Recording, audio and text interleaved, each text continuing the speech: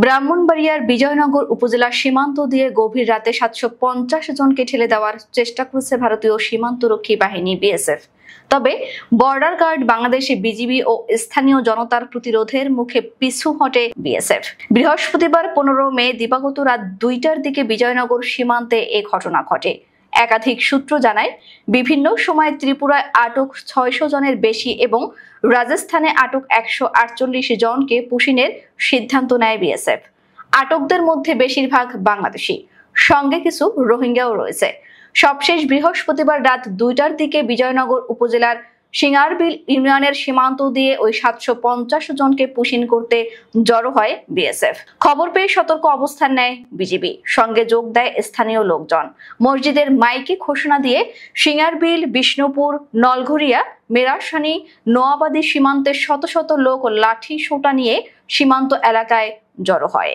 অনেকে সামাজিক যোগাযোগ মাধ্যম ফেসবুকে লাইভে এসে লোকজনকে জড়ো হওয়ার আহ্বান জানান। এতে শত শত লোক জড়ো হওয়ার পর পিছু হটে বিএসএফ। ইউনিয়ন পরিষদ মেম্বার বাচ্চু মিয়া শুক্রবার সকালে জানান, এখন পরিস্থিতি স্বাভাবিক আছে। বৃহস্পতিবার রাত ২টার দিকে খবর পেয়ে এলাকার মানুষকে সীমান্তে যেতে বলি। লোকজন জড়ো হলে বিএসএফ সরে যায়। ইউনিয়ন পরিষদ মেম্বার মামুন চৌধুরী বলেন, বিএসএফ পুশিনের চেষ্টা করলে এলাকায় মাইকিং করা হয়। লোকজন সীমান্তে গিয়ে জড়ো হয়ে তাদেরকে পিছু হটতে বাধ্য করে।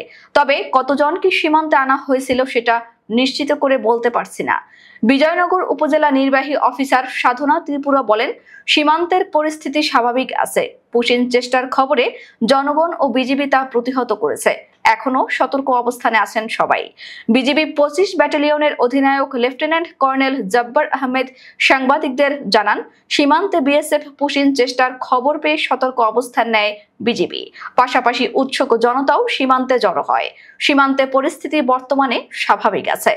উল্লেখ্য, এর আগে কুড়িগ্রামের ভুরঙ্গামারী সীমান্তে বর্ডার গার্ড বাংলাদেশ সদস্যদের হাতে আটক ৫ রোহিঙ্গা ভারতের রোহিঙ্গা ক্যাম্পের শরণার্থী বলে জানা গেছে।